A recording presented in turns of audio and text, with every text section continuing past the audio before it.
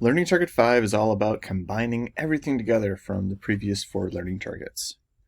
We're going to put ourselves into a situation where we've set up the camera and we've got the exposure meter right in the middle, and now we want to make some changes to make the photo look different and have a different visual quality.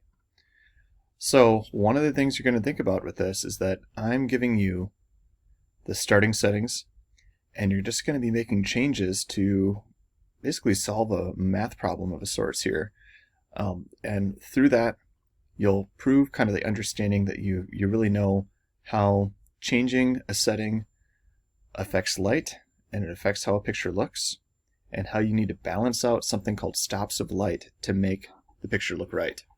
So it's not too bright and it's not too dark. So to begin with, we have some underlying things that we need to remember. First, remember our exposure equation. Available light is going to be given for you. Aperture, shutter speed, and ISO I'm going to give you starting settings for, and all of these go into how the exposure looks for the picture. I want you to make a connection between what we're doing and something that we all know about. We all understand the value of money and how money can be spent in certain ways. I want you to think about, even put this as an example. You're going to the grocery store, you're given a certain amount of money, and you have to buy certain items. Like you just have to buy milk and butter and maybe a box of cereal. The type of milk that you buy, the type of butter that you buy, and the type of cereal that you buy is up to you, and they all cost different amounts. You still have the same amount of money to spend to buy those 3 things, but the quality and the difference of item that you buy within each category is up to you. So it's the same situation here with our 3 settings. Your available light doesn't change. I'm going to give you starting settings for shutter, aperture, and ISO, but you can decide how you want to spend that available light. If you care more about freezing action, you'd probably spend more of your light on your shutter speed. Well, if you cared more about having a long depth of field, you're going to spend more of your money on aperture, more of your available light. If you care more about having a low ISO so your image quality is better, you're going to spend more of your available light money there. In the end though, your money stays the same. The amount that you have to spend on there stays the same. You just have to choose where it's going to go. This is because of something called the Rule of Reciprocity.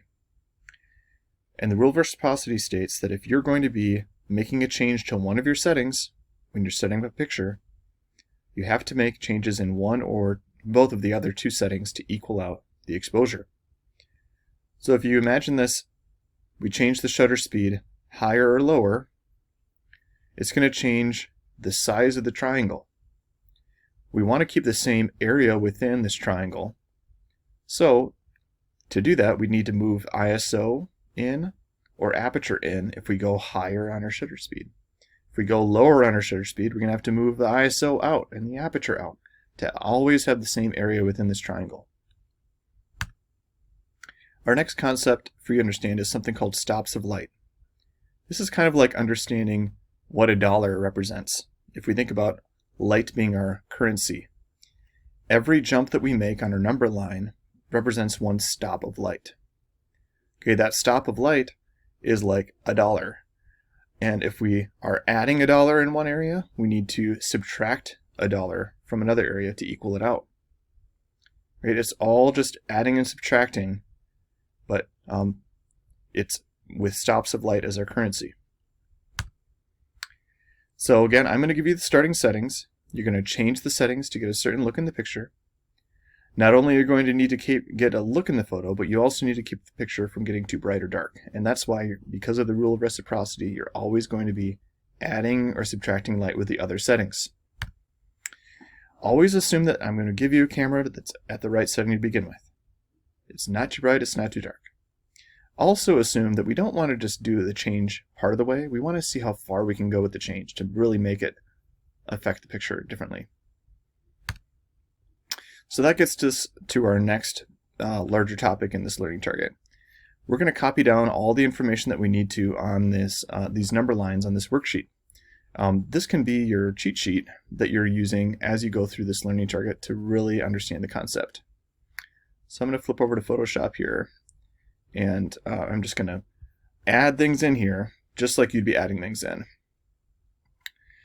Okay, so first off, we want to add what's going to go on within each of these sections of the number line. Well, I know that for shutter speed, if we're going to be on this side, we're going to want to put in more motion blur.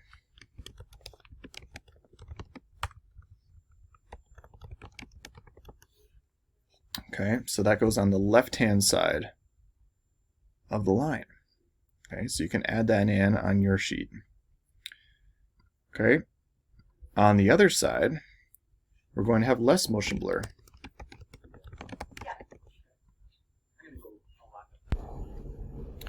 For the shutter speed line, we're going to want to add in a plus and a minus based on what it affects for light.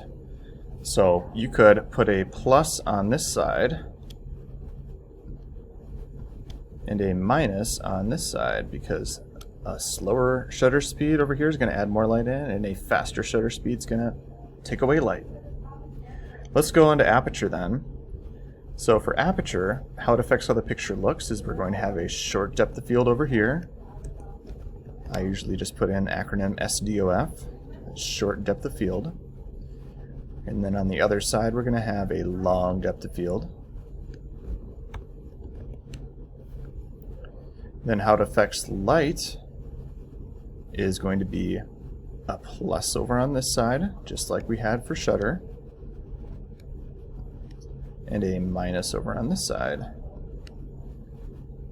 So now let's talk about ISO. For ISO, the lower the number, the better the quality.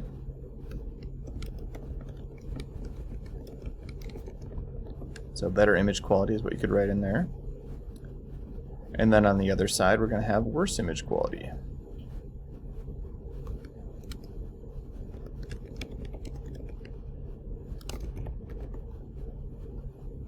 Okay. Then we're going to add in our pluses and minuses. So on this side, it's going to be a minus, and on this side, it's going to be a plus. So this gives us the framework that we can use as we're performing calculations for exposure. So let's just do an example here. Let's say my starting settings are 1/60 for shutter speed, and the aperture is at 5.6, and the ISO is at 800. Right, let's say that I really wanted to create a picture that had a really fast shutter speed. So my goal would be to go this direction. Maybe I want to make a picture that kind of looks like this image of the person jumping. So what I'll do is just make some movements to my shutter, and then I'll see how I can equal out exposure. So there's 1, 2, 3, 4. So I'm trying to get to 1/1000. And I'd count up the number of jumps I did. That was 4. So I've got -4 to my light right now. So if I left everything the same, it would be an image that's really dark. Let's see if I can add in light in one of the other settings. Let's start with Aperture.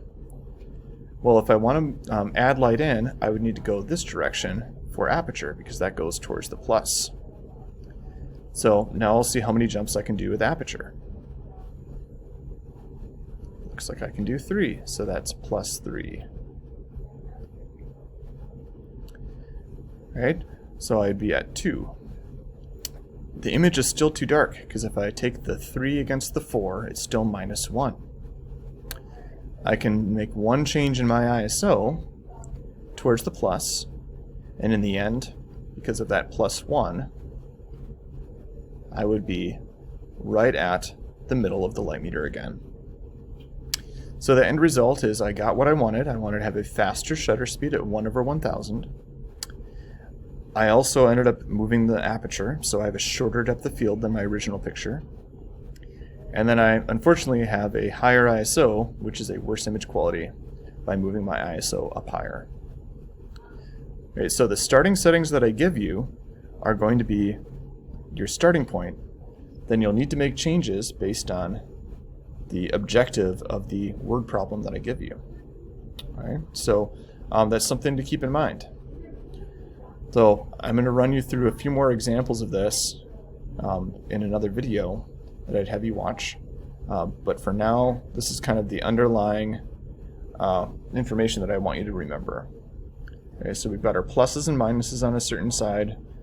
We've got our description of how the picture changes with how it looks on each side of the line.